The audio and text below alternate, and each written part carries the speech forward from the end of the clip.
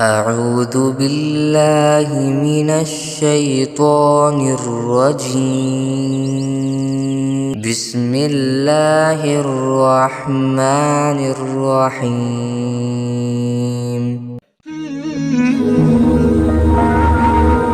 إذ قال الله يا عيسى إني متوفيك ورافعك إلي ومطهرك من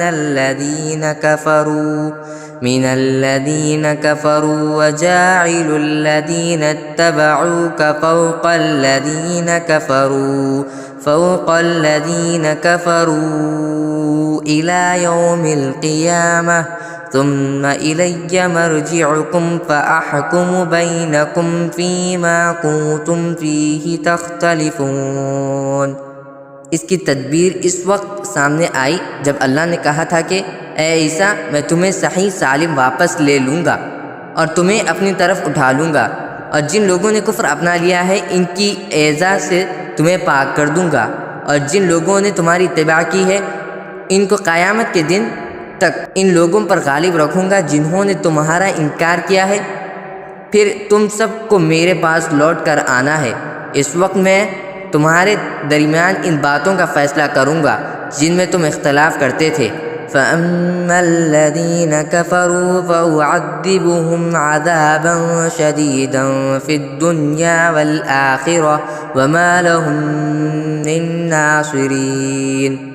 چنانچہ جو لوگ ایسے ہیں کہ انہوں نے کفر اپنا لیا ہے ان کو تو میں دنیا اور آخرت میں سخت عذاب دوں گا اور ان کو کسی طرح کے مددگار میسر نہیں آئیں گے۔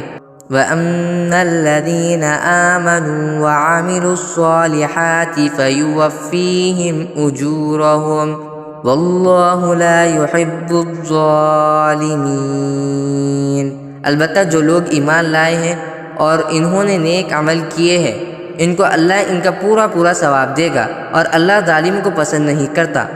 ذَلِكَ نَتْلُوهُ عَلَيْكَ مِنَ الْآيَاتِ وَالذِّكْرِ الْحَكِيمِ۔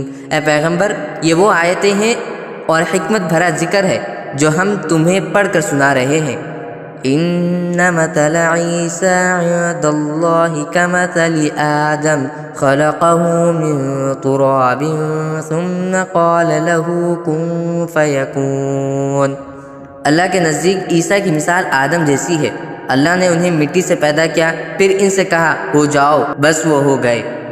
الحق من ربک فلا تکن من الممترین۔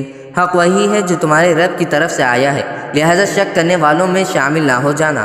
فمن حاجک فیہ من بعد ما جاءک من العلم فقل تعالوا ندع أبناءنا وأبناءكم ونساءكم وأنفسنا وأنفسكم ثم نبتهل فنجعل لعنة الله على الكاذبين۔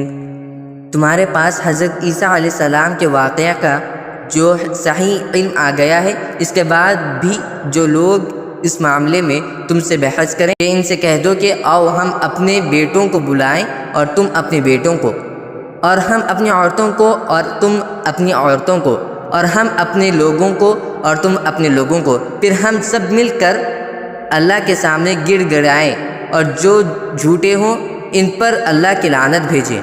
ان هذا لهو القصص الحق وما من اله الا الله وان الله لهو العزيز الحكيم۔ یقین جانو کہ واقعات کا سچا بیان یہی ہے، اور اللہ کے سوا کوئی معبود نہیں ہے، اور یقیناً اللہ ہی ہے جو اقتدار کا بھی مالک ہے، حکمت کا بھی مالک۔